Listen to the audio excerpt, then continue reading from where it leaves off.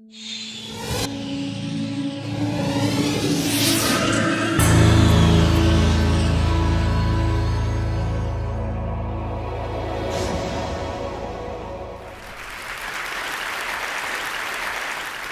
have a big interest in education, and I think we all do. We have a huge vested interest in it, partly because it's education that's meant to take us into this future that we can't grasp. If you think of it, children starting school this year will be retiring in 2065.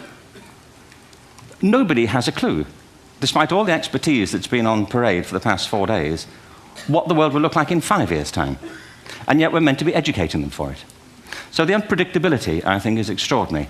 And the third part of this is that we've all agreed, nonetheless, on the really extraordinary capacities that children have, their capacities for innovation. And my contention is all kids have tremendous talents, and we squander them pretty ruthlessly. So I want to talk about education, and I want to talk about creativity. My contention is that creativity now is as important in education as literacy, and we should treat it with the same status. Thank you.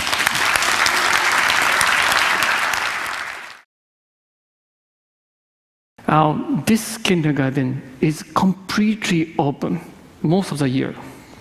And there is no boundary between inside and outside. So it means, basically, this architecture is roof. And also, there is no boundary between classrooms. So there is no acoustic barrier at all.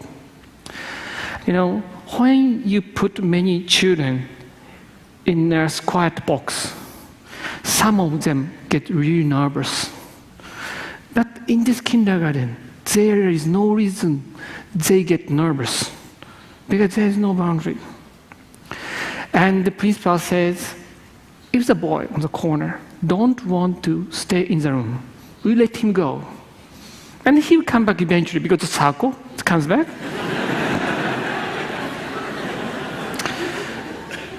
But the point is, in that kind of occasion, usually children try to hide somewhere.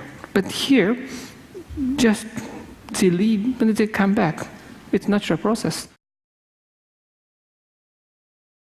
5 years ago, we asked what was the most important need for innovation in schooling here in the UK. And we felt the most important priority was to bring together two sets of problems. One was large numbers of bored teenagers who just didn't like school, couldn't see any relationship between what they learnt in school and future jobs, and employers who kept complaining that the kids coming out of school weren't actually ready for real work, didn't have the right attitudes and experience. And so we try to ask what kind of school would have the teenagers fighting to get in, not fighting to stay out. And after hundreds of conversations with teenagers and teachers and parents and employers and schools from Paraguay to Australia, and looking at some of the academic research which showed the importance of what's now called non-cognitive skills, the skills of motivation, resilience, and that these are as important as the cognitive skills, formal academic skills, we came up with an answer. A very simple answer in a way, which we called the studio school. And we called it a studio school to go back to the original idea of a studio in the Renaissance where work and learning are integrated. You work by learning and you learn by working. And the design we came up with had the following characteristics. First of all, we wanted small schools, about 300-400 pupils, 14 to 19-year-olds, and critically, about 80% of the curriculum done not through sitting in classrooms, but through real-life practical projects working on commission to businesses, NGOs, and others. That every pupil would have a coach as well as teachers, that would have timetables much more like a work environment and a business, and all of this would be done within the public system, funded by public money, but independently run. Underlying it was that some very simple ideas that large numbers of teenagers learn best by doing things, they learn best in teams, and they learn best by doing things for real. All the opposite of what mainstream schooling actually does. Now, that was a nice idea, so we moved into the rapid prototyping phase. We tried it out, first in Luton, famous for its airport and not much else, I fear, and in Blackpool, famous for its beaches and leisure. And what we found, and we got quite a lot of things wrong and then improved them, but we found that the young people loved it. They found it much more motivational, much more exciting than traditional education. And perhaps most important of all, 2 years later, when the exam results came through, the pupils who had been put on these field trials, who were in the lowest performing groups, had jumped right to the top. In fact, to the top, pretty much top decile of performance in terms of GCSEs, which is the British sort of marking system. Tom Friedman, in his recent New York Times article, captured in a way that no one else could the spirit behind our effort. He said that big breakthroughs are what happens when what is suddenly possible meets what is desperately necessary. So to understand this, let's look at one of those classes, the machine learning class offered by my colleague and co-founder Andrew Ng. Andrew teaches one of the bigger Stanford classes. It's a machine learning class, and it has 400 people enrolled every time it's offered. When Andrew taught the machine learning class to the general public, it had 100,000 people registered. So to put that number in perspective, for Andrew to reach that same size audience by teaching a Stanford class, he would have to do that for 250 years. Of course, he'd get really bored.